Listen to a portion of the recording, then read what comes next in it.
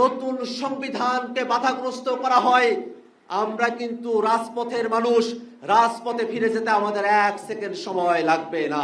দীর্ঘ 6 মাসে প্রায় 70টি অধিবেশনের পর যখন রাষ্ট্র সংস্কারের মৌলিক ইস্যুতে একটা সিদ্ধান্তে আসতে যাচ্ছে দলগুলো, তখন রাজনীতির মাঠের এসব বক্তৃতা বিবৃতি থেকে এটা স্পষ্ট, এর বাস্তবায়ন নিয়ে এখন আরেক ধরনের জটিলতা তৈরি হচ্ছে বিভিন্ন পক্ষে। তাহলে নির্বাচন তো আগের পদ্ধতিতে হবে, পরের সরকার যে হবে সে এটা মানতে বাধ্য হবে কিসের ভিত্তিতে? সে যদি বলে যে না এগুলো অনেকে তো নোট অফ ডিসেন্ট দিয়ে রাখছে, বলে আমরা তো আগেই নোট অফ ডিসেন্ট দিয়ে রাখছি। আমরা যেভাবে চেয়েছি অন্য দলগুলো হয়তো সেভাবে চাচ্ছে না, কাজে সেটা আছে, তো সেই বিতর্কটা পরবর্তী পর্যায়েও সলভ হইতে পারে। নট নেসেসারি এখানে এই মুহূর্তেই এটা না হইলে এখানে দেশ জাহান্নামে চলে যাবে এমন তো কোনো কথা নাই।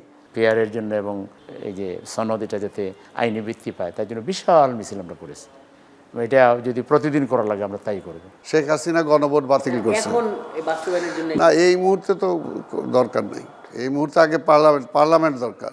বাস্তবতা হলো যে 84টি বিষয় জুলাই জাতীয় সনদে জায়গা পেয়েছে তার সবগুলো সাংবিধানিক নয় এবং একটা বড় অংশ সংবিধানে দেয়া রাষ্ট্রপতির অধ্যাদেশের মাধ্যমে কিংবা অন্তর্বর্তী সরকার নির্বাহী ক্ষমতার মাধ্যমে বাস্তবায়ন করতে পারে এবং ইতোমধ্যে এমন অনেক কিছুই বাস্তবায়ন করে ফেলেছে সরকার। কিন্তু দ্বিকক্ষ বিশিষ্ট আইনসভা, নতুন কাঠামোর সংসদীয় কমিটি ও তত্ত্বাবধায়ক ব্যবস্থা কিংবা নির্বাচন কমিশনের মতো সাংবিধানিক প্রতিষ্ঠানের নিয়োগ নিরপেক্ষ হবার ব্যাপারে যেসব সিদ্ধান্ত সংবিধানের সঙ্গে সম্পর্কিত সেসব বাস্তবায়ন কি আরেকটি সংসদের আগে সম্ভব?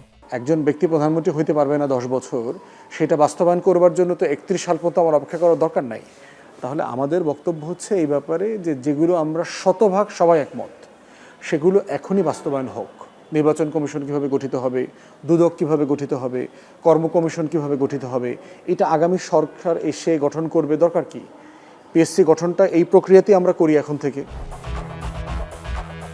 বিতর্ক যাই থাক, জুলাই সনদের বাস্তবায়ন নিয়ে মোটা দাগে যে 3টি দাবি দেখা যাচ্ছে রাজনৈতিক দলগুলোর মধ্যে, সেটি হলো গণপরিষদ নির্বাচন, গণভোট এবং নির্বাচনের মাধ্যমে আরেকটি সংসদ গঠিত হলে সেই সংসদের মাধ্যমে। এক্ষেত্রে গণপরিষদ কতটা ভালো উপায়? গণপরিষদ হলে কোনো সমস্যা না, কিন্তু গণপরিষদ হতে গেলে যে ফ্রেমওয়ার্কটা তৈরি করতে হবে, এতে বর্তমান সংবিধানটা টেকনিক্যালি এটাকে সাসপেন্ড করে ফেলতে হবে, পুরো ব্যবস্থাটাতে একদম ধূলিসাৎ হয়ে যাবে। এটা সাধারণত হয় ওই সময়, ধরেন সংসদীয় পদ্ধতি থেকে আপনি রাষ্ট্রপতি শাসিত পদ্ধতিতে চালু করতে চান। নির্বাচিত সরকারের জন্য আমরা যদি রেখে দেই সাংবিধানিকভাবে সেটা সর্বোত্তম ব্যবস্থা, পরবর্তী সংসদ এসে যদি এটা বাস্তবায়ন না করে তাহলে এই পুরো জুলাই বিপ্লব এবং এত ত্যাগ, এত প্রাণ, এত শহীদ, এটার বিনিময়ে আমাদের শুধুমাত্র একটা প্রাপ্তি হবে যে শেখ হাসিনা আর ক্ষমতায় নাই। অবশ্য আওয়ামী লীগ আমলে আনা সংবিধানের 15 সংশোধনীতে গণভোট বাতিল হয়ে যাবার পর সাম্প্রতিক সময়ে গণভোট যে আবার ফিরে এসেছে তা স্পষ্ট হয়েছে সংশোধনীটি বাতিলের হাইকোর্টের পূর্ণাঙ্গ রায় প্রকাশের পর। এবং গণভোটের আগের বিধান কার্যকর হলে এটা দিয়ে সংবিধান সংশোধনও সম্ভব এবং এভাবে দেশের ইতিহাসে সংবিধান সংশোধনের নজিরও আছে। তবে বিশেষজ্ঞরা বলছেন এর কিছু নেতিবাচক দিকও আছে। ইনফ্যাক্ট এখনো তো অনেক বিষয়ে ভিন্ন মত আছে। এরকম অনেক বিষয়ে ভিন্ন মত নিয়ে এটা গণভোটে গেলে ফলাফলটা আমরা যেমন চাই তেমন না হলে কিন্তু একটা সংকট হবে পুরো সংস্কারের। আদালত বা সংসদ এই দুটো প্রতিষ্ঠান জুলাই সনদকে অকার্যকর করে দিতে পারে। গণভোট করলে আপনি এটা জনগণের সম্মতি নেবেন এবং জনগণ কিন্তু সর্বময় ক্ষমতার অধিকারী।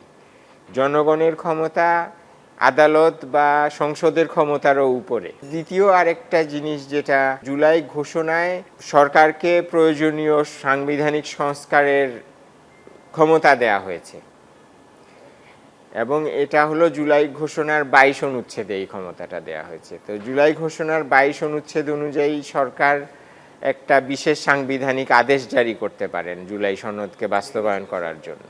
সংবিধান বিশেষজ্ঞদের কথা এটা স্পষ্ট, আইনসভার পাশাপাশি সনদ বাস্তবায়নের জন্য অন্য আরও অনেক উপায় আছে যদি রাজনৈতিক দলগুলো একমত হয়। কাজেই আলোচিত এই দলিলের মৌলিক ও সাংবিধানিক দিকগুলো এখনই কার্যকর হচ্ছে কিনা তা নির্ভর করছে তৃতীয় দফায় ঐক্যমত্যের ছায়া কতটা বিস্তৃত হয় তার উপরেই।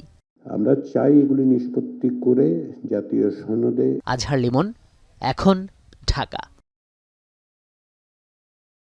বিশ্বের সর্বাধুনিক প্রযুক্তিতে প্রস্তুতকৃত Arik silver wash detergent powder 500 গ্রাম মাত্র 70 টাকা। রিমার্ক।